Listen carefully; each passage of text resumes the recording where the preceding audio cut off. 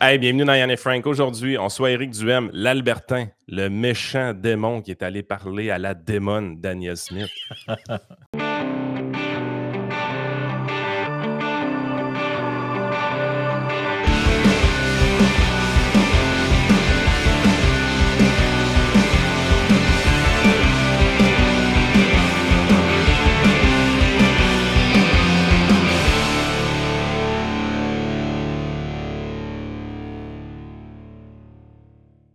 Yes, Éric, grosse semaine médiatique de ton côté. Tu es allé faire une tournée en Alberta. De retour hier, passe dans le podcast de Mathieu Bock-Côté. Sérieusement, ça a brassé beaucoup. Tu as amené beaucoup de points sur la table. Tu as réussi à faire parler de toi dans les derniers jours. Je vais te laisser nous faire un petit wrap-up de ton voyage. Qu'est-ce que tu es allé faire là? Je veux dire, tu cherchais du pétrole? C'est quoi Non, là-bas? j'étais pas ni la ruée vers l'or. J'étais là parce que je voulais parler d'autonomie. On sait qu'au cours des dernières années, l'Ouest canadien est devenu la région autonomiste du Canada. Historiquement, ça a toujours été le Québec qui était très autonomiste. Mais avec François Legault, il faut dire qu'à part d'envoyer des lettres protocolaires qui se ramassent dans des déchiqueteuses au bout de 10 minutes à Justin Trudeau, il n'y a à peu près rien qui s'est passé sur le front de l'autonomie. Alors qu'en Alberta, il s'est passé des choses très importantes. Danielle Smith, l'année dernière, a adopté un projet de loi, la loi sur la souveraineté de Ouais. l'Alberta dans un Canada uni. La Saskatchewan, à côté, a adopté un projet de loi qui va dans le même sens, Saskatchewan First. Ils sont allés devant les tribunaux, ils ont gagné contre le gouvernement fédéral. La Saskatchewan, depuis le début de l'année, ne perçoit plus la taxe carbone fédérale sur son territoire. Je veux dire, ils ont agi comme des autonomistes qui disent, gars, vous empiéterez pas dans mes compétences, alors qu'au Québec, il se passe rien. Fait que je voulais aller les voir, je voulais tendre la main. Parce que le débat constitutionnel s'est réinvité au Québec. Hein. On l'a vu la semaine passée. Vous avez vu le photo-op entre Denis Coderre et Paul Saint-Pierre Plamondon. C'était la journée de la Saint-Valentin, comme par hasard, qui ont célébré leur bromance. Et Ouais. ça démontre comment ces gens-là veulent un référendum. Ils sont déjà dans une campagne référendaire. Denis Coderre n'est même pas encore élu chef du Parti libéral, mais il a déjà choisi le slogan du camp du non. Il a déjà enfilé son habit du capitaine non avec tout en rouge et Paul Saint-Pierre Plamondon tout en bleu. C'est pas ça dont les Québécois veulent entendre parler. Il n'y a pas d'appétit pour un référendum. Puis de toute façon, s'il y en avait un, les souverainistes présentement le perdraient. Fait qu'il y a pas, on n'a aucun intérêt à embarquer dans cette dynamique-là, mais on a intérêt à défendre nos compétences puis à faire avancer le Québec. Ça, mais c'est en tissant des liens avec le reste du Canada. C'est pour ça que je me suis en allé en Alberta. J'ai été passé 4 jours en Alberta au cours de la semaine dernière. Parce qu'on le sent actuellement, en tout cas, on dirait que la stratégie, si on peut appeler ça de même, du gouvernement Legault, ça a été pendant un temps de dire qu'il était ami avec Doug Ford. Là, c'est comme tranquille depuis un bout, là, surtout depuis qu'il a suspendu la taxe sur l'essence, puis qui a été très dur avec certains trucs de certaines positions du gouvernement fédéral. Là, tout d'un coup, c'est tranquille, Doug Ford. Il ne l'appelle plus pour savoir pourquoi il est aussi bon que ça. C'est comme tranquille de ce côté-là. Mais, tu sais, dans le fond, il y a comme deux positions qui nous sont mises devant nous. C'est soit la position de la CAQ qui, quand tu lui parles du reste du Canada, c'est le pétrole sale de l'Alberta. Puis c'est comme une genre de position un peu celle que le PQ avait traditionnellement, mais sans parler de référendum. Puis tu as le PQ qui veut redécoller ce débat-là, mais qui est artificiellement. On sent vraiment que cette fois-ci, puis j'en parlais hier encore, moi en tout cas, j'ai vraiment l'impression que c'est quelque chose qui est entièrement médiatique. Là. Oui. C'est-à-dire Oui. que, tu sais, mettons, moi je me suis fait raconter par des gens qu'en 1980, le soir du référendum, les gens pleuraient. Là. Des gens dans le cuisine, tout ça, là, puis ça regardait les résultats en pleurant. Je me souviens, enfant de 95, de l'effervescence qu'il y avait, tout ça. En ce moment, moi, dans la rue, personne me parle du pays et du référendum. Tu parlais de Denis Coderre, j'ai vu dans Québécois, il y avait un article de Rémi Nadeau qui disait « Ah, c'est une tournée d'adieu pour une star déchue ou je sais pas quoi. » Ouais, mais la tournée d'adieu, c'est pas le Parti libéral qui l'a décollé, c'est le PQ. Là. Fait que toi, tu dis, en contrepartie de ça, finalement, la solution, c'est de dire contre le gouvernement fédéral, entre guillemets, ou contre le fait que le gouvernement fédéral empiète sur les compétences des provinces. Notre intérêt véritable, en fait, ce serait de nouer des alliances avec les autres provinces qui ne sont pas nos ennemis. L'Alberta n'est pas l'ennemi du Québec. Non. Au contraire, c'est probablement la province la plus proche de nous. Puis c'est pas d'hier. On peut penser à l'époque de Peter Lloyd, René Lévesque. Là. Puis moi, j'étais assez vieux de me rappeler justement des soirs de référendum dont tu parles. Là. Moi, le 20 mai 80, j'étais dans le salon de mon grand-père paternel avec la famille, puis tout le monde braillait. Là. Moi, j'ai vécu ça, là, les familles en deuil parce que les résultats du référendum étaient rentrés, puis le non avait gagné. Puis je pense que ça a déchiré beaucoup le Québec, ça a beaucoup divisé le Québec. En 95, la même chose. Puis la dernière chose dont on a besoin présentement, c'est recommencer à se diviser. Puis quand vous dites que c'est une fabrication médiatique, bien, c'est pas une théorie, là. Regardez les chiffres. Le Parti québécois gagnerait l'élection avec 31% des votes s'il y avait une élection aujourd'hui. OK? 31, peut-être 32%. C'est parce qu'il y a été une époque, là, en 85, 89, le PQ, avec 40% des votes, mangeait des volets historiques. OK? Fait que c'est juste la seule raison pourquoi le PQ prendrait le pouvoir, c'est parce qu'on est divisé en 5 au lieu d'être divisé en 2 en termes de partis politiques à l'Assemblée nationale. La deuxième chose, quand on regarde les intentions au niveau de la souveraineté, les intentions de vote, c'est 35% en faveur. Ça aussi, c'est une dégelée qui est encore pire que 80, puis bien, bien pire que 95. Donc, ils sont tellement référendistes là, qu'ils sont prêts à faire reculer le Québec pour avoir un référendum. C'est un jusqu'au boutisme qui est... Puis ils savent en plus. Là, les chiffres que je viens de vous donner là, c'est pas secret. Là, c'est pas juste moi qui viens de découvrir ça matin. Là.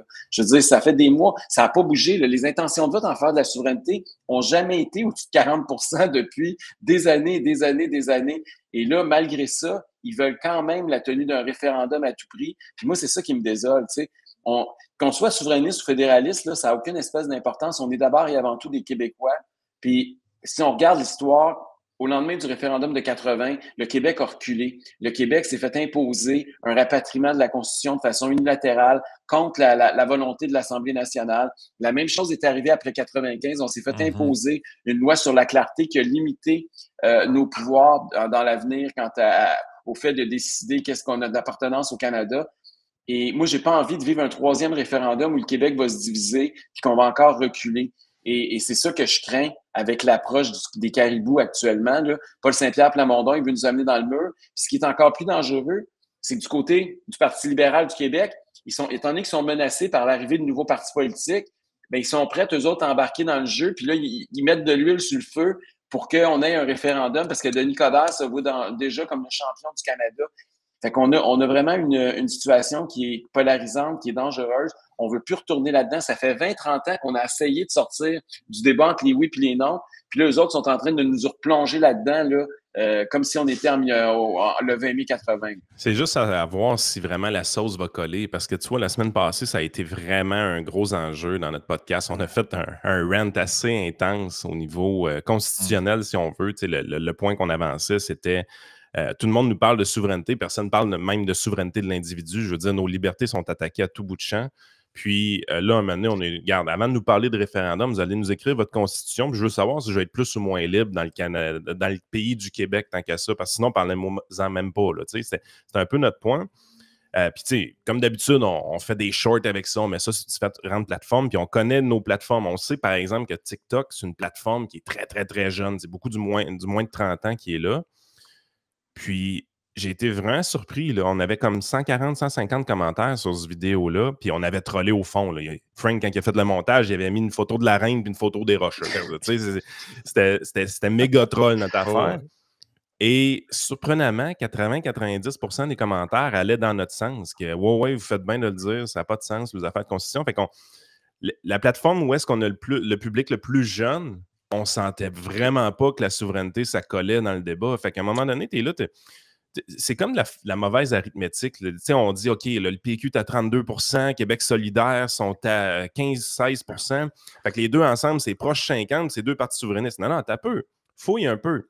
25% des gens qui voteraient PQ présentement ne sont même pas souverainistes. Là. C'est un vote de protestation. Ouais. La moitié des QS ne le sont pas non plus. 58%. Il y a plus de souverainistes à la CAQ qu'à QS. Ça, c'est l'autre affaire dont on ne parle jamais. Là. Mais QS, c'est tout sauf un parti souverainiste. La seule chose qu'ils veulent, c'est s'asseoir avec Paul Saint-Pierre Plamondon, puis tenir la main, puis que ce soit Ruba Gazal, puis Gabriel Nadeau-Dubois qui écrivent, puis peut-être Sol Zanetti, là, qui écrivent la Constitution du Québec dont tu as tant peur. Regarde, effectivement, tu as raison d'avoir peur. Puis l'aspect générationnel, tu sais comment c'est un sujet qui m'interpelle beaucoup. Et c'est une des raisons pourquoi moi, je pense qu'il faut absolument pas qu'il y ait de référendum, parce qu'on ne fait pas un pays contre la volonté de la prochaine génération. Et là, j'ai l'impression qu'il y a beaucoup de nostalgie dans le camp du Ah oui. oui, c'est-à-dire que c'est des gens qui sont nostalgiques de 1980 puis qui veulent voir le pays puis réaliser le rêve de René Lévesque avant de mourir. Tu sais, il y a beaucoup de ça là, dans le vote péquiste à l'heure actuelle. Là. Puis tu bâtis pas un pays par nostalgie du passé. Tu le bâtis normalement pour l'avenir. Et donc, leur raison même de vouloir et de souhaiter le grand soir est mauvaise. Il y a quelque chose là-dedans qui est vraiment pas souhaitable. Puis, c'est l'inverse de 1980 en plus, hein, qui à l'époque, c'était les jeunes boomers qui à l'époque faisaient partie de la jeunesse, qui portaient ce projet-là, et c'était les personnes âgées. On se rappelle des histoires du Parti libéral qui allait dans un foyer de personnes âgées, lui disait qu'il n'y aurait plus de pension, puis tout ça. C'était plutôt les jeunes qui portaient un projet contre les personnes âgées qui étaient plus du côté du statu quo, qui n'en voulaient pas. Mais là, c'est... moi, je veux dire, l'inverse. Moi, je veux bien embarquer dans n'importe quel projet de société qui a de l'allure, mais c'est parce que moi, comme tu dis, on n'embarquera pas dans un bandwagon qui est poussé uniquement par la nostalgie. Mais tu sais, Québécois est en mission. Là. Ça, c'est l'article dont je vous parlais tantôt. Là. Je ne l'ai pas inventé. Denis Coderre est déjà l'ennemi public numéro 1 parce que dans le casting de la tournée d'adieu, ça prend les bons, ça prend les méchants. Puis toi, ben, c'est ça. Le voyage en Alberta, c'est pour essayer de commencer à tisser des... Ben, c'est des liens qui étaient déjà tissés. Là. Toi, Danielle Smith, tu le connaissais déjà, dans le fond. Là. Depuis 30 ans je connais Danielle Smith, sauf qu'elle n'était pas première ministre de l'Alberta, puis elle n'était pas dans une position de force comme elle est présentement. Là, elle est vraiment la championne de l'autonomie. J'ai même parlé, j'ai essayé de la convaincre, puis je pense que j'ai pas mal réussi là, qu'on puisse se rencontrer au mois d'avril avec certains chefs de partis conservateurs des autres provinces, puis qu'on commence à parler d'autonomie tout ensemble.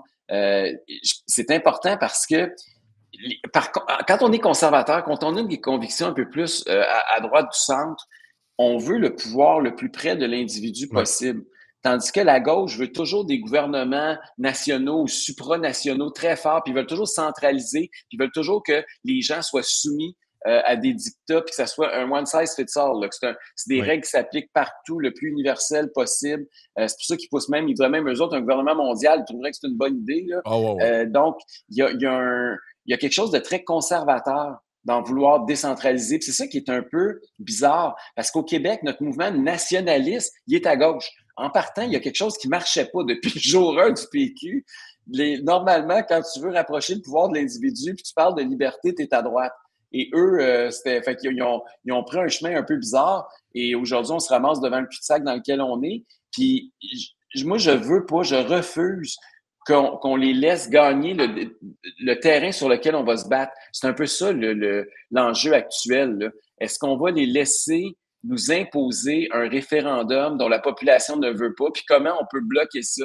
Fait que c'est un peu ça. C'est pour ça que je tisse des liens. Puis j'ai hâte de voir comment la population va réagir. Écoute, on a fait des sondages. Vous avez aucune idée, là, mais je veux dire, 80-90% des gens, quand tu leur dis, voulez-vous un référendum, ils disent non. Alors que de l'autre bord, tu as une classe politique puis médiatique qui sont obsédés par ça, qui sont obnubilés par ça. Si je fais des conférences de presse, quand je parle d'économie, là, j'entends des mouches voler dans le fond de la salle. Quand je parle de constitution, là, je les vois, ils salivent, puis faut les retenir. Là. Fait il y a comme une déconnexion totale entre nos élites politiques puis médiatiques versus le peuple québécois à l'heure actuelle. Joey, tu avais une question. Hein? Ouais, ben, Éric, tu trouves-tu pas qu'il y a comme une méga contradiction, comme tu le dis dans le discours du mouvement souverainiste? Parce que, tu sais, on le sait, l'indépendance, pour plusieurs, c'est quasiment le summum de l'expression de la liberté, de l'autodétermination des peuples. Mais là, comme tu le dis, on a un mouvement très, très, très à gauche, fait que très, très du côté de l'égalité, non pas de la liberté. Fait que d'un bord, t'es comme, oh oui, on veut être libre, mais... Tu sais, j'ai écouté des entrevues de PSPP plein pour mes bulletins de nouvelles que je fais pour les Patreons, puis c'est tout le temps, genre, au nom du bien collectif, et au nom de, c'est ça, le bien des Québécois et tout ça. Et une affaire que je vais t'entendre aussi, parce que PSPP avait été en entrevue avec Bob Côté quelques semaines avant toi, et Bob Côté, il avait carrément dit, il dit, écoute... en 95, dans le camp du oui, il y avait Françoise David, il y avait quelques autres, puis il y avait aussi Éric Duhem. Il dit, comment penses-tu faire pour ramener tous ces gens-là au bercail? Puis le seul argument qui est sorti, le temps voulu, va falloir que les gens fassent leur devoir de citoyen, puis ça. Moi, ce qui me flabbergasse, puis autant que tu sais plus que je l'avais déjà dit, j'étais assez clair là-dessus, c'est autant que je milite au PCQ, mais je suis indépendantiste pareil, c'est qu'ils n'ont aucun... Ils n'essaient même pas de nous convaincre. C'est vraiment en mode chèque en blanc, puis donnez-nous vraiment 100%, puis inquiétez-vous pas, on va faire ça de la bonne manière après. Là. Quand tu parles de liberté, là, rappelez-vous que les deux gros sujets là, de PSPP dans les derniers mois, ça a commencé un peu avant Noël. Là. Ils disaient que c'était la faute des épiceries si on payait trop cher notre facture. Là, quand on allait faire notre épicerie, c'était la faute des propriétaires de métro et d'IGA de ce monde.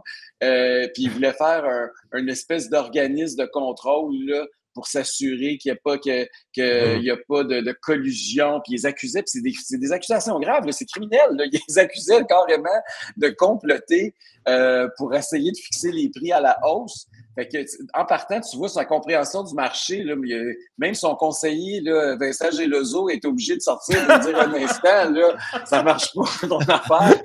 C'était pas fin pour Vincent, ça? Non, mais écoute, c'est lui qui l'a conseillé. C'est pas lui qui avait ce budget dans un. Moi, je veux pas me dire contre personne. Là, j'aime beaucoup Vincent.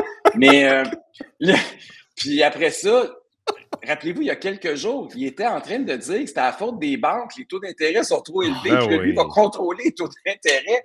C'est parce que là, tu dis, attends une minute, qu'est-ce qu'il connaît l'économie, ce gars-là? Voulez-vous vraiment lui donner des clés de char? C'est comme, voyons donc. Oui, puis oublie pas une autre affaire, Éric, il voulait aussi que le gouvernement contrôle le temps d'écran des enfants. Ben oui. Ça, c'est. Fait que tu prends ces trois exemples-là, tu dis, OK, moi, je suis censé croire que dans un pays designé par ces gens-là, je vais être plus libre. Toutes les annonces qui sont faites, c'est pour m'enlever un petit bout de liberté. Des petits bouts, des minuscules morceaux. Oh, et puis, franchement, c'est pas si grave que ça, là, tu sais. De toute façon, les enfants, ils n'ont pas besoin de ça. Un téléphone, qu'est-ce que ça te dérange qu'on leur enlève ou qu'on leur interdise à l'école ou ci et ça? Ben, c'est pas que ça me dérange ce point-là en particulier, c'est que si tu additionnes tous les petits bouts de liberté qu'on enlève, à la fin, il ne reste plus rien. Là. Non, écoute, c'est ça, c'est que leur discours sur la liberté n'est pas crédible. Puis là, je ne retournerai pas dans la crise sanitaire, mais vous savez que le PQ n'était pas mieux que la CAQ, était même bien pire à certains égards. Fait que je veux dire, c'est pas un parti de liberté. C'est un parti qui dit Québec libre, mais quand tu dis Québécois libre, là, il décroche. Puis c'est ça qui marche pas dans le PQ actuel. Puis à une certaine époque, là, c'est vrai que le Parti québécois était plus une coalition, c'est-à-dire qu'il y avait des gens de toutes les couleurs, puis ils se disaient, après le référendum, on décidera si on vire à gauche ou on vire à droite.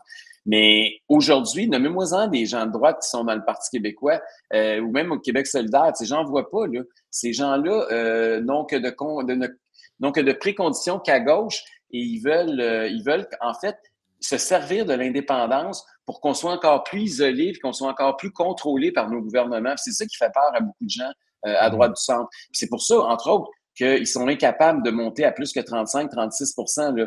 Et puis, ils ne monteront pas plus. Et ce débat-là, on va-tu perdre encore une autre décennie? Parce que c'est long, là. Ça peut être une élection ou deux, puis ça peut être, après ça, tu as le référendum, puis après ça, tu as les lendemains du référendum. On va-tu perdre une décennie de débat à débattre de ça, puis à se diviser là-dessus? Ou si on se retrousse les manches, puis on commence à parler des vrais problèmes. Là, on a un premier ministre qui nous a annoncé dimanche là, que le budget va être largement déficitaire. Ça n'a pas l'air à les intéresser. Puis je le mettais en relief, là. Il parle, mettons, le français a reculé parce qu'il y aurait eu 0,02 moins % depuis 5 ans ou 10 ans qui parlent français à la maison comparé à dans la région de Montréal.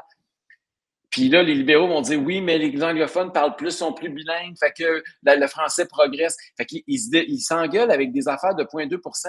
Mais le fait qu'il y a 200 % plus de monde qui attendent aux urgences, que l'itinérance a doublé, que le déficit va monter de 5 ou 6 milliards l'année prochaine, ça lui passe 300 pieds par-dessus la tête. Et c'est ça qui est grave, c'est que les vraies préoccupations de monsieur, madame, tout le monde qui nous écoute, là, ils passent en deuxième parce qu'eux, ils sont obsédés par les référendums, puis ils sont en train de nous rentrer dans ce cul-de-sac-là. C'est ça il faut combattre ça. Puis on peut pas avoir la position là, quasiment Elvis Gratton de Denis Coderre qui disait tout va bien. Là, c'est pas vrai. Là. Puis ça va nuire, ça va aider le camp souverainiste. Denis Coderre, on le dit, là, c'est le meilleur allié du Parti québécois. Il faut avoir une position qui dise non, on va se battre pour le Québec, nous autres là. Puis on va se battre pour le français. Mais on va aussi se battre pour que ça aille mieux dans les hôpitaux, que ça aille mieux dans le système d'éducation, que vous ayez plus d'argent dans votre portefeuille. Et c'est ça qui est c'est d'essayer de rassembler les Québécois sur la question constitutionnelle pour se diviser sur des enjeux où ça compte vraiment. Côté médiatique, Éric, toi et PSPP, vous avez Oui. des contraintes et des enjeux complètement différents. Les deux, vous essayez de vous faire connaître. PSPP, évidemment, les portes grandes ouvertes du côté de Québécois, et même monté à 32%, principalement grâce à PKP. Là, soyons honnêtes, là, à partir de la 3e semaine de la dernière campagne électorale, le switch avait été fait. Québécois avait largué la CAQ une fois pour toutes et avait maintenant sa nouvelle marionnette. PQ était à 9% avant ça. Juste Exactement. rappeler, ils ont eu un sondage à 9% pendant l'élection. De ton côté, tu as toujours une difficulté d'accès aux médias. On essaie de faire semblant que tu n'existes pas. À d'autres moments, on essaie de te présenter comme le démon, puis généralement, c'est là que tu remontes dans les sondages. D'autres moments, on essaie d'ignorer complètement. Il y a une chose, par contre, dans le média alternatif, tu acceptes à peu près toutes les entrevues. La preuve étant évidemment le podcast hier avec Mathieu Bock-Côté. La rapidité avec laquelle toi et Cédric, vous avez accepté cette entrevue-là, que ça s'est préparé, tout ça, c'était assez impressionnant. Moi, écoute, Éric, ça fait 2 mois et demi que j'essaie d'avoir PSPP en entrevue. J'ai écrit à toutes les 2 semaines au PQ, puis maintenant, je pense que j'ai une règle automatique pour mon email s'en aille direct dans le junk. Est-ce que c'est winner à long terme, la stratégie François Legault, la stratégie PSPP, d'aller seulement dans des médias qui nous sont sympathiques, ou ça vaut la peine vraiment d'aller dans des médias qui sont moins sympathiques à nous? Hier, quand tu vas à Mathieu Bock-Côté, est-ce que tu penses que tu es capable de faire des gains ou ça te nuit? C'est une bonne question, puis tu vas trouver ma réponse un peu bizarre, mais c'est pas quelque chose que j'évalue. Parce que je viens des médias. Là. Avant d'être en politique, là, j'étais moi-même un animateur radio pendant plusieurs années. J'ai toujours reçu beaucoup d'invités qui pensent différemment de moi, qui pensent comme moi, ou que j'ai pas d'opinion sur eux, ou c'est des sujets autres. Puis ça m'a toujours, pour moi, c'est une question de respect pour tout le monde, pour le public, de parler à d'autres auditoires. Et moi, ça me dérange pas d'aller parler à n'importe qui. J'accepte, tu as raison, pratiquement toutes les invitations qui me sont faites. Et je me pose même pas la question, est-ce qu'ils vont être hostiles, est-ce qu'ils vont pas être hostiles. Pour moi, je suis payé pour ça. Là. C'est mon job. Là. Nous, mon job, c'est d'expliquer les idées, d'expliquer les politiques du Parti conservateur du Québec. Puis j'ai beaucoup de difficulté à comprendre PSPP. Écoute, tu parles de qu'il a refusé de vous parler depuis des mois, puis c'est vrai. Oui, moi, il a refusé un débat contre moi. Là. Il m'a attaqué ses réseaux sociaux, puis il n'a pas eu le courage de venir puis de m'affronter en 1 à 1. Là. Il y a un peu avec Clich Girard aussi, je pense, du côté de Québec solidaire. Il y avait eu un débat qui s'installait avec eux autres. Le setup était fait, puis il a choqué. Il n'y a pas été. C'est quelqu'un qui a peur de débattre, qui a peur de défendre ses idées. T'sais, il veut faire un pays, puis il est prêt de débattre contre moi, puis il est prêt de te faire une entrevue avec toi. Fait que, je veux dire, ça part mal. Là. Il s'attend quand il va se ramasser avec Donald Trump en face de lui, ou avec Poilievre ou Trudeau à Ottawa, il va faire quoi? Il va se sauver, puis il va broyer. Je veux dire, s'il n'est pas capable de faire des entrevues avec des gens ou de faire des débats avec des gens parce qu'ils ne pensent pas comme lui, on n'est pas équipé pour veiller tard. Là. Ben, Éric, donc, ça démontre pas. On l'a vu un peu avec Denis Coderre. Je ne sais pas si tu as vu, tu as vu l'échange plus que moi. C'est à la seconde qu'au début, tu voyais PSPP, tu es bienvenu à l'Assemblée nationale, puis lui, il met le bras sur l'épaule, puis tu vois que PSPP était carrément déstabilisé. Là, on sait, Denis Coderre, c'est un genre de bon Gens comme devant, gros gens comme devant, c'est ça. Puis tu sais, ah ouais, mon homme, comment ça va? Puis lui, tu sais, on voit que c'est un intellectuel, puis c'est un gars très posé, puis c'est bien correct, tu sais. Grand bain lui fasse, mais on voit que quand ça sort un peu de la ligne traditionnelle, il y a de la misère à être comme naturel, si je peux dire un peu. On dirait que ça le déstabilise. En tout cas, moi, c'est le même que j'ai interprété ça. Là. Oui, puis il était mal à l'aise, puis tu voyais qu'il voulait s'en aller. Tu sais, d'ailleurs, il a mis fin à l'échange assez rapidement, puis il s'en allait. Et puis tu sentais le malaise. Et ça, je veux dire, si le gars il n'est pas capable de débattre, ça va. Tu sais. Puis là, présentement, vous avez raison, il est comme dans une bulle. Tu sais, il a été beaucoup protégé. Mais je pense que maintenant qu'il a monté dans les sondages, là, il va avoir un petit peu plus de pression, puis il va être obligé un petit peu plus de sortir de sa coquille. Et les gens vont peut-être un peu plus débattre puis se poser des questions sur le Parti québécois parce que la montée du Parti québécois, là, ça, c'est quelque chose d'autre qu'on n'a jamais parlé, là, mais c'est quelque chose quand même très intéressant. La montée récente du Parti québécois, elle s'est opérée d'abord et surtout dans la région de Québec. Okay? Oui. Et c'est là qu'ils ont gagné leur élection partielle qui les a propulsés. Si vous regardez les sondages, c'est la région aussi où la CAQ a le plus dégringolé. Hein. La CAQ, c'est capoté ce qui s'est passé à Québec. Là. Ils sont passés de quoi 52-53% à 15-16%. C'est de loin la plus grosse débandade. Là. J'ai jamais vu ça, en fait, un château fort d'un parti qui s'écroule aussi vite et aussi de façon aussi significative. Puis ces votes-là sont beaucoup allés se réfugier au Parti québécois. C'est très bizarre parce que la région de Québec, on le sait, c'est une région qui, à la base, est un peu plus à droite. Et l'enjeu qui a fait que la CAQ, le château de cartes, s'est effondré, c'était le troisième lien, alors que le PQ a une position encore pire que celle de la CAQ, est encore plus opposé à un troisième lien autoroutier. Donc, c'est un vote un peu anything but. Hein? Anything but.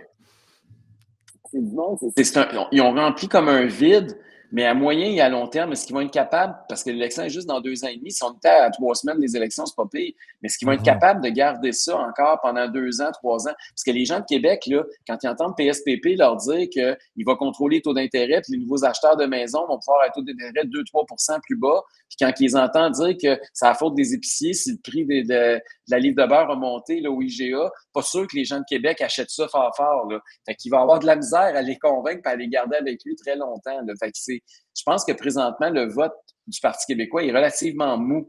Et c'est pas. Puis en même temps, c'est normal que ce soit le Parti québécois qui a profité de l'écroulement de la CAQ.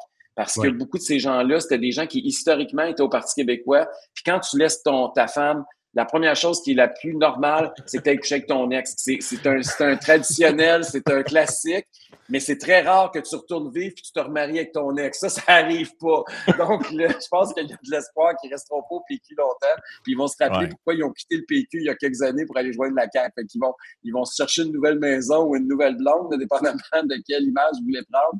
Mais j'ai comme l'impression que il y a une partie du vote péquiste actuellement là, c'est un parking. Là. Ils sont stationnés là, mais ils attendent d'aller ailleurs. Puis ça va être notre job au cours des prochains mois, des prochaines années, de leur faire une place et de les accueillir chez nous. Tu sais, on le sait, là, je reviens à l'Alberta un instant, mais tu vas comprendre le parallèle. Tu sais, l'Alberta, c'est une des provinces les plus riches, sinon la plus riche au Canada. Pourquoi? Parce qu'ils ont choisi à une certaine époque d'exploiter leurs ressources naturelles. Ça leur a permis de dégager des surplus importants, des revenus importants, ce qui fait qu'ils ont un taux d'imposition plus bas que le nôtre. Ils ont des budgets équilibrés, ils ont une dette moins élevée. Bon, comprenez l'histoire. Ils se sont des payeurs. Ce sont des payeurs nets au Canada, c'est-à-dire qu'eux payent beaucoup plus que ce qu'ils reçoivent en retour du fédéral, contrairement à nous.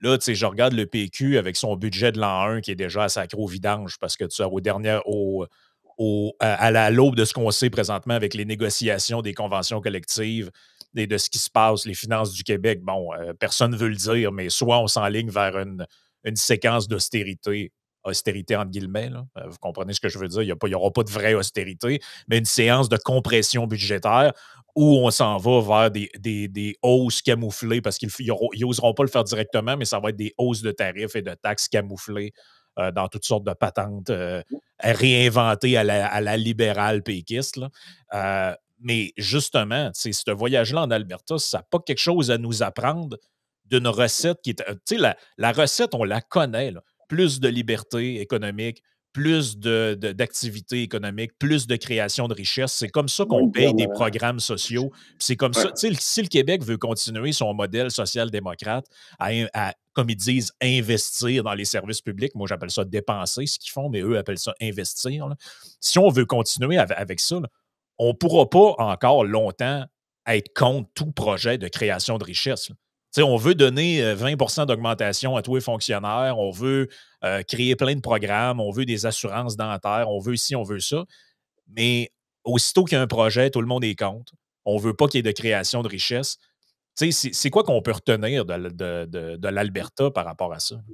Il y a plusieurs éléments dans ce que tu viens de dire qui sont importants. D'abord, au niveau des ressources naturelles, là, si François Legault avait tenu parole, hein, rappelez-vous, là, il avait dit qu'il allait exploiter nos ressources, qu'il allait faire du Québec la Norvège d'Amérique, qui allait, puis tu sais, le gaz, là, il était très favorable au gaz naturel. Juste si on avait fait ça, cette année, on aurait peut-être des entrées d'argent de plus dans les coffres de l'État de 1 à 2 milliards. Tu sais, on aurait créé de la richesse, on aurait plus d'argent qui rentrerait, donc le déficit serait diminué d'autant. Une autre mesure aussi dont on parle très peu, François Legault avait promis de réduire la taille de l'État de 5 000 employés. Je ne sais pas s'il y en a qui se rappellent de ça, mais moi, je ne l'ai pas oublié. Là. Il nous avait dit ça. Aujourd'hui, il y a 55 600 employés de plus au service de l'État. OK? Juste cette mesure-là, c'est 5 milliards de dollars annuels récurrents. OK? S'il avait tenu parole plutôt que de céder au syndicat puis d'embaucher 55 000 personnes plutôt que d'en congédier 5 000. Juste ça. Juste ces 2 mesures-là. On n'a même pas commencé à faire, entre guillemets, de l'austérité, puis on n'a pas rien. Juste s'il avait respecté 2 engagements, on serait en période de surplus. On nagerait dans les surplus présentement au Québec. OK? Fait que c'est, quand ils disent là, que c'est malheureux, là, mais il y a rien, puis on peut rien faire, puis que là, on est pris dans un cul-de-sac, c'est une impasse, puis il faut soit augmenter les taxes ou il faudrait augmenter le déficit. Là. Non, c'est pas ça. Il fallait tenir parole. Si on avait juste tenu parole, on nagerait dans les surplus comme en Alberta.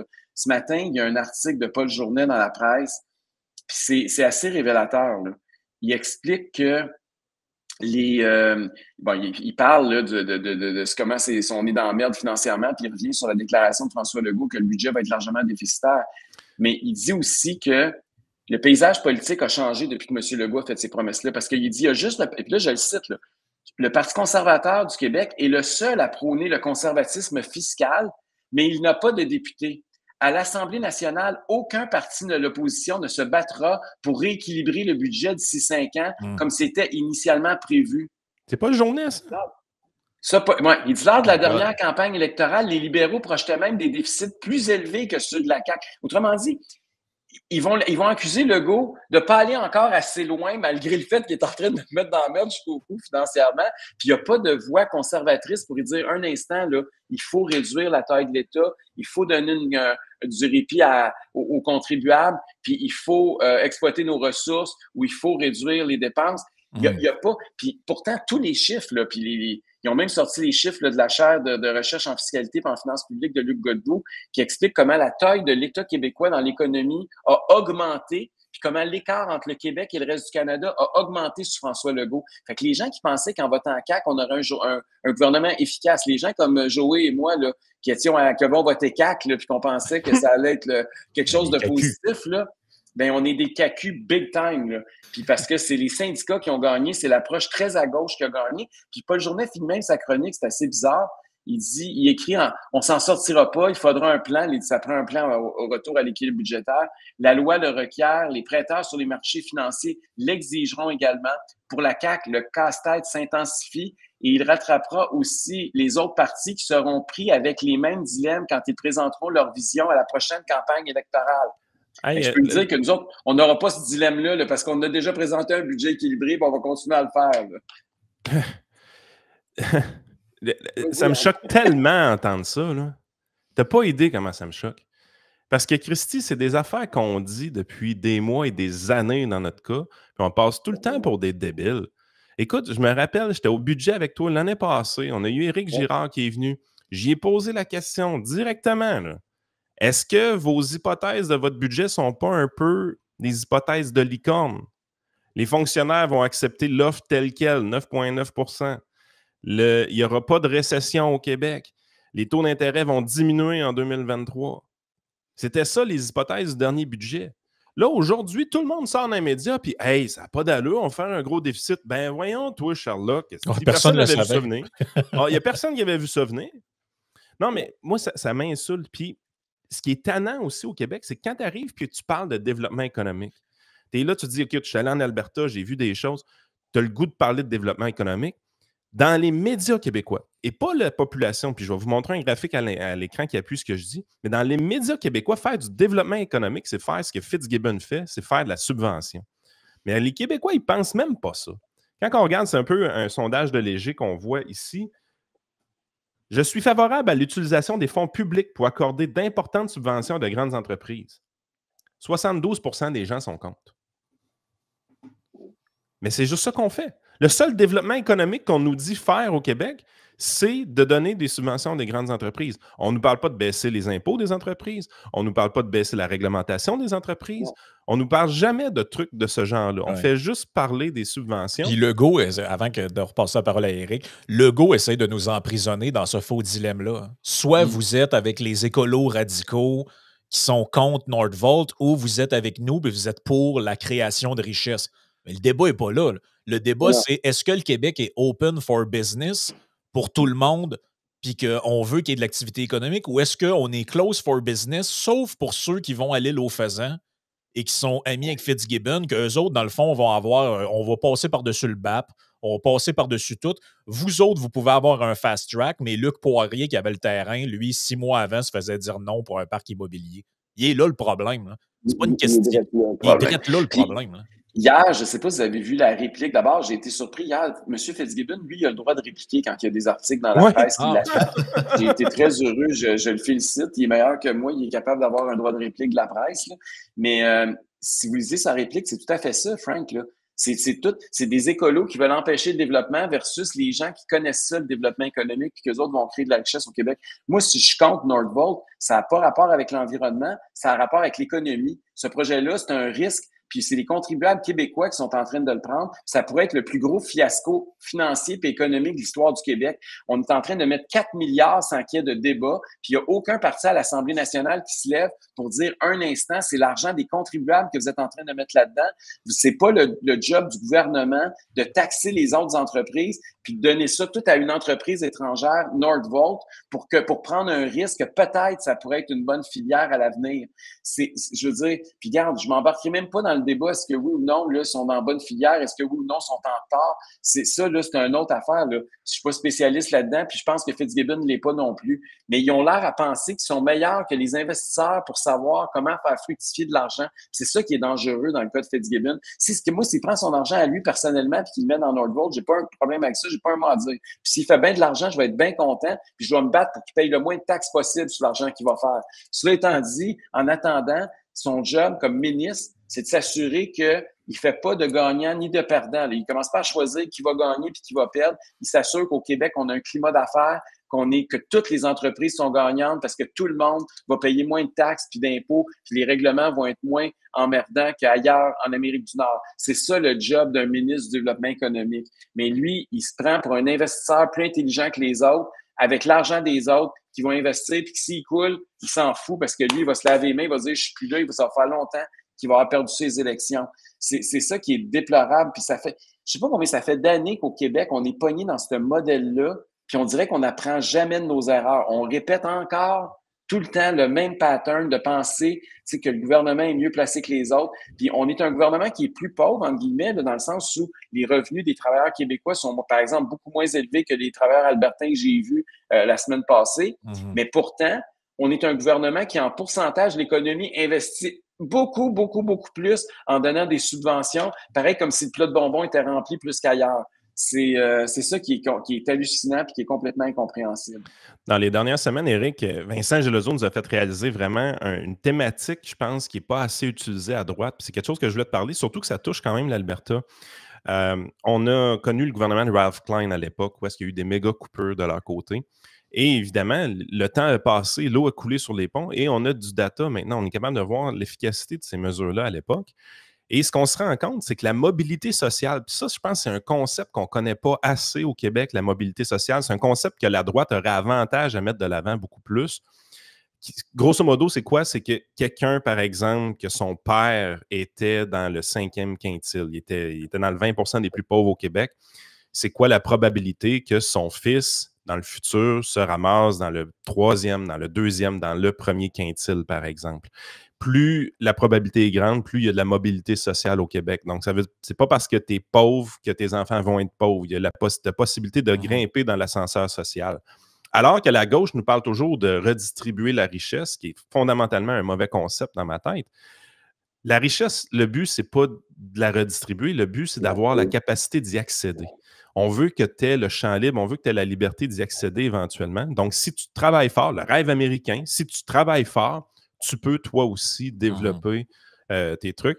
Moi, c'est quelque chose qui m'avait touché beaucoup personnellement. Puis je pense que, je connais ton père, Éric, je connais ta mère, c'est des bons cols bleus. Tu regardes le succès que tu as dans ta vie aujourd'hui. Tu es un exemple toi-même de mobilité sociale. Moi, personnellement, je suis un exemple de mobilité sociale aussi. Il y a plein de gens dans nos auditeurs qui en sont. L'Alberta a des chiffres de mobilité sociale qui sont spectaculaires par rapport au Québec. La recherche de Vincent Gelozo la semaine passée avec l'IADM le démontre quand même bien. Comment on fait au Québec pour faire apprécier un peu plus ce concept de mobilité sociale-là aux Québécois? Écoute, c'est une très bonne question que tu soulèves là, Yann. Puis Je vais prendre un exemple, tu comprendras pas pourquoi je pars avec ça, là, mais c'est important de le comprendre. Je vais partir avec la question du logement, parce qu'évidemment, on a une crise du logement, pas juste au Québec, partout, là, mais particulièrement au Québec. On a eu un débat au Québec sur la crise du logement. Puis, pour comprendre, faire un parallèle entre la mobilité sociale et le logement, là, comprenez que la gauche réclame du logement social. Il voudrait que le gouvernement investisse dans du béton puis qu'on offre des logements à rabais payés en partie par les contribuables. C'est toujours ça la solution quand il y a une crise du logement. Là. Puis vous allez voir que ces mêmes gens-là, c'est ça qui est dangereux, étant donné qu'ils ne comprennent pas le concept de mobilité sociale ou qu'ils ne veulent pas en tenir compte, ils vont dire qu'il ne faut pas construire des tours avec des appartements à 500 000 $ ou des maisons à 1 million parce que, ou même du locatif, si c'est à du 2-3 000 $ par mois, parce que si les pauvres n'y ont pas accès. C'est pas comme ça qu'on va réussir à régler le problème du logement social. Parce qu'ils ne comprennent pas que la personne qui part d'un appartement, justement, qui a payé 1 000 $ par mois, puis qu'elle s'achète un condo à 300 000, la personne qui a vendu le condo à 300 000, elle s'en achète un à 500 000, puis celui qui vend son condo à 500 000 s'achète une maison à 1 million.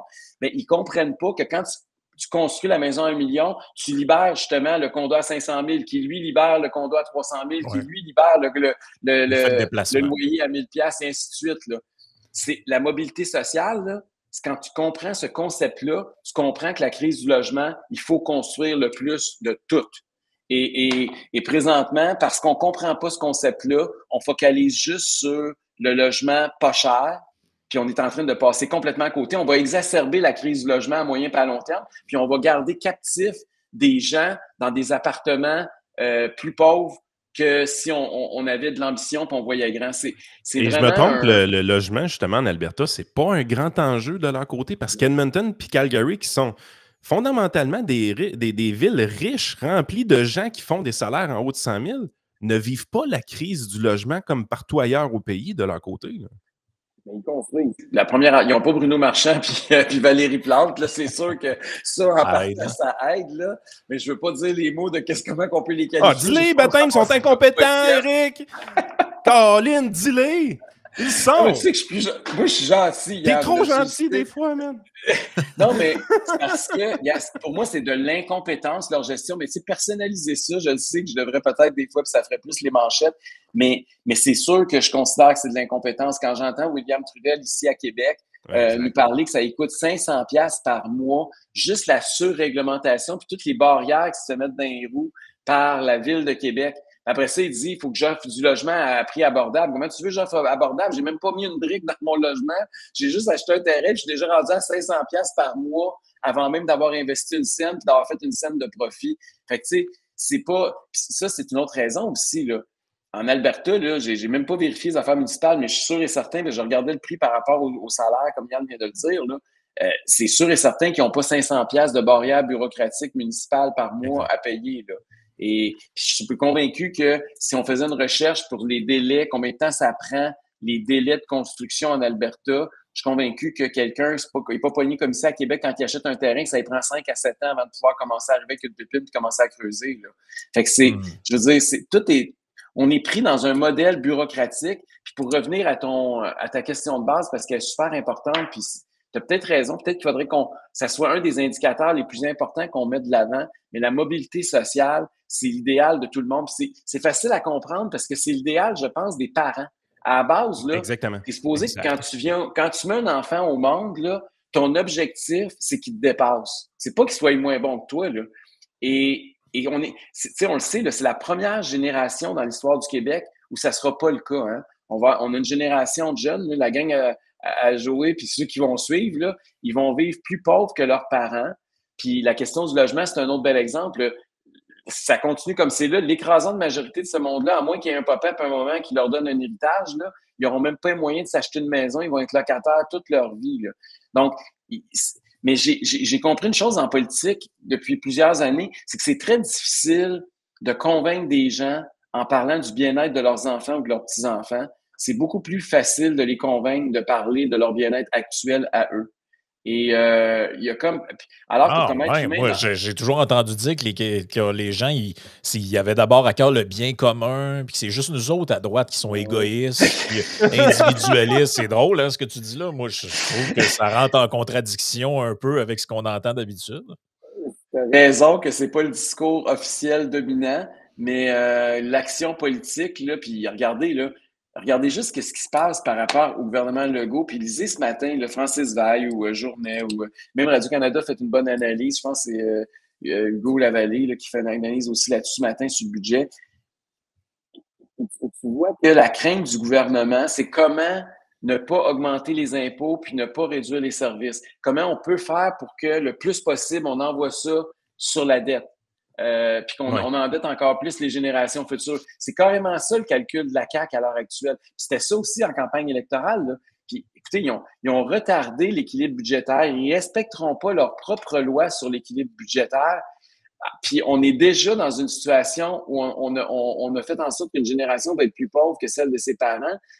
La mobilité sociale, là, Yann, je suis obligé de te dire que moi, ce qui m'inquiète, là, c'est que les enfants du Québec vont avoir des parents comme toi puis moi qui sont dans la classe moyenne supérieure, puis leurs enfants vont vivre dans la classe moyenne inférieure ou pauvre.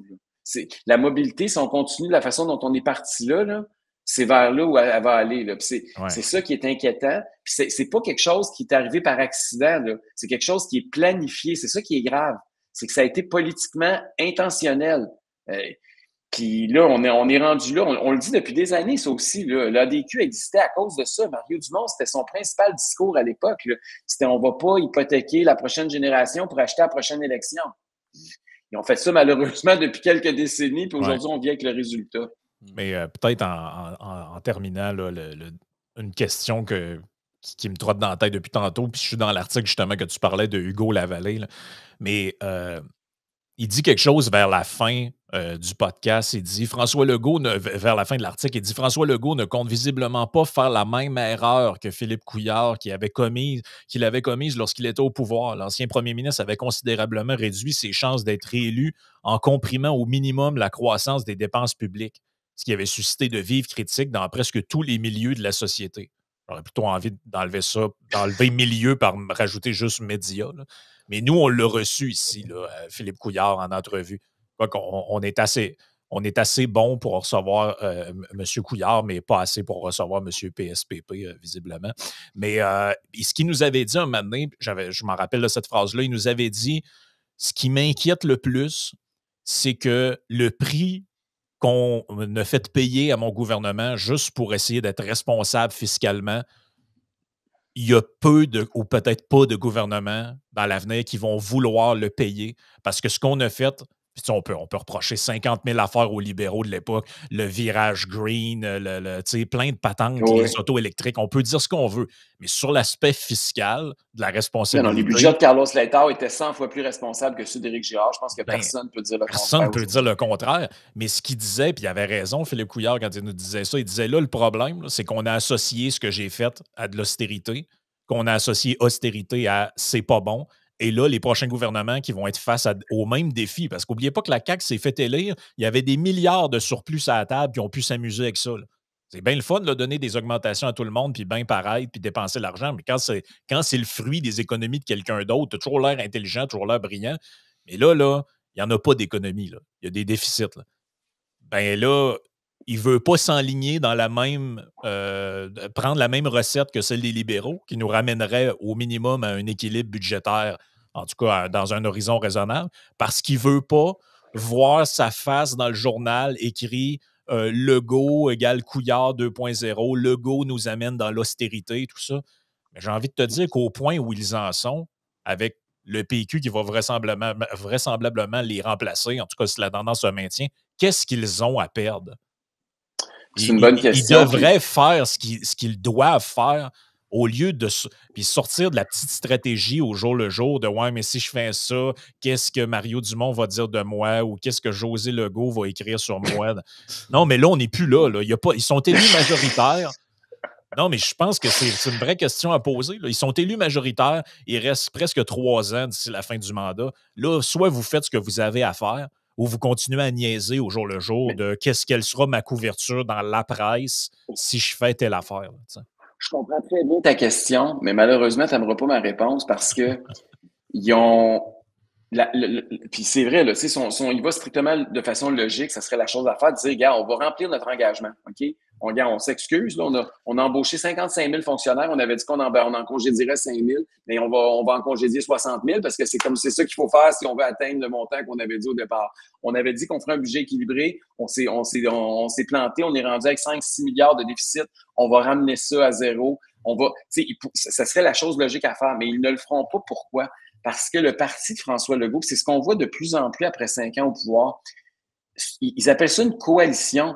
Mais en fait, ce que c'est tout, n'importe quoi et son contraire. C'est un parti qui n'a pas de cohésion, qui n'a pas de vision. François Legault, il n'a pas perdu sa boussole. François Legault n'a jamais eu de boussole.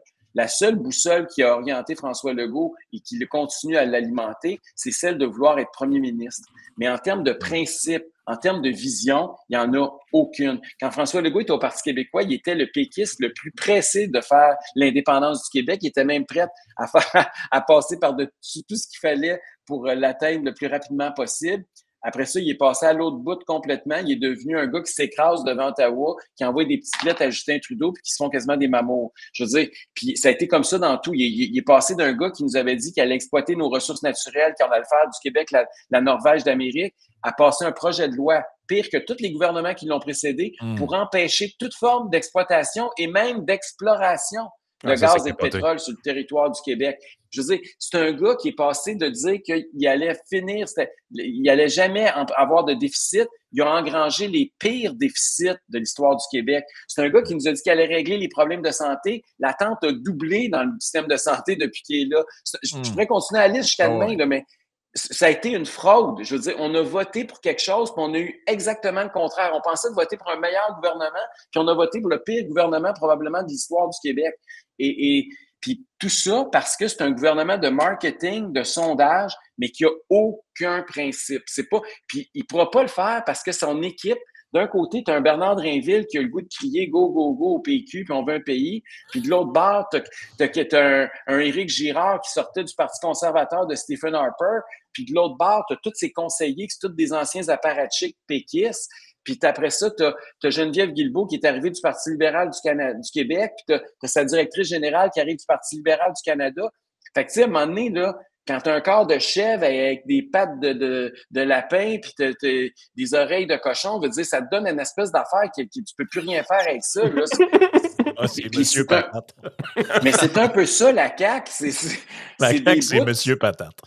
C'est du patchwork d'un peu tout, puis ça a donné quelque chose qui n'a pas de bon sens. Puis aujourd'hui, on constate le désastre. Puis on ne l'a pas vu pendant le premier mandat. En tout cas, on ne l'a pas vu autant parce qu'on parlait juste de la crise sanitaire. Mm-hmm. Puis c'est drôle, hein, mais tu sais, on dit que la crise a usé ce gouvernement-là. C'est pas ça. La crise a sauvé le gouvernement parce que d'après moi, il aurait fait juste un mandat, il n'aurait pas fait deux s'il n'y avait pas eu la crise. Oui, probablement. Éric, c'était super le fun. On va te garder pour la partie Patreon parce que tu as un sujet qui te tenait à cœur. Tu voulais en parler. C'était Preston Manning.